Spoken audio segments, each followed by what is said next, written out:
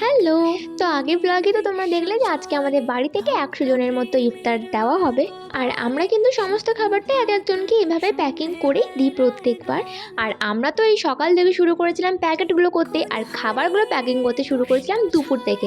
তো সেই সকাল থেকে সারাদিন ধরে এই কাজটা বসে বসে করতে করতে মনে হচ্ছিল কোমর পিঠ আমাদের ব্যথায় একবারে।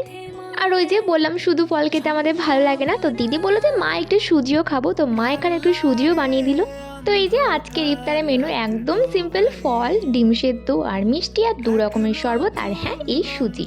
কিন্তু এত সমস্ত মিষ্টি খাওয়ার পর মনে হচ্ছিল একটু ঝাল টালও কিছু খাই, তো বাবা বললো ঠিক আছে দাঁড়া আমি বাজার থেকে ওদের জন্য একটু সিঙ্গারা নিয়ে আসি।